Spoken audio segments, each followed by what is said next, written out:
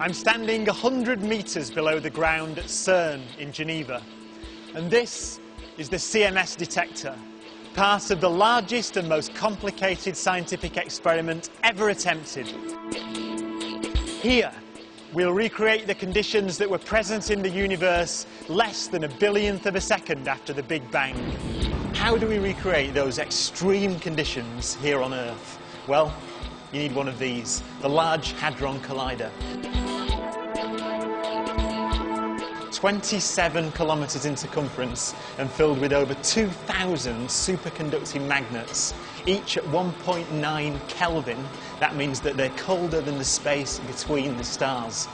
Inside here, we accelerate protons to 99.999999% the speed of light before bringing them into collision inside 4 giant detectors.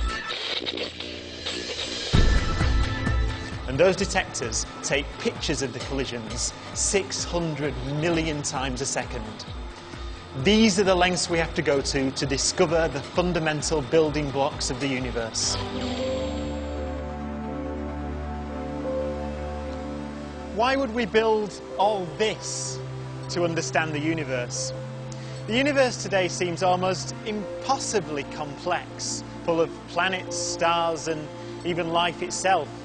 But over centuries of experimentation, we've found that the complexity is really a property of an old, cold universe. When the universe was much younger and much hotter, it appeared to be much simpler. And so it's here that we're going to recreate the conditions that were present in the very earliest times to hopefully reveal that underlying simplicity. Well, speaking as a cosmologist, the LHC will be exciting because it should say yes or no to whether the Higgs boson, a type of particle, exists or not. And it's a sort of particle that cosmologists are interested in because we think particles of that type are responsible for a very rapid expansion of the universe in its early history, which forms the cornerstone of modern cosmology. It's a theory called inflation. The standard model, our theory of particle physics that we have, tells us that there should be a Higgs and we should find it without trouble at the LHC. But our theory could be wrong.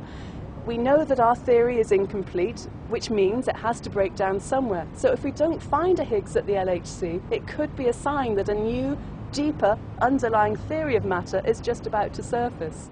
When you go to a new regime like the LHC will, quite often something pops up that's unexpected and can take physics down a different path altogether, and that's the sort of exciting physics that I'd like to see at the LHC.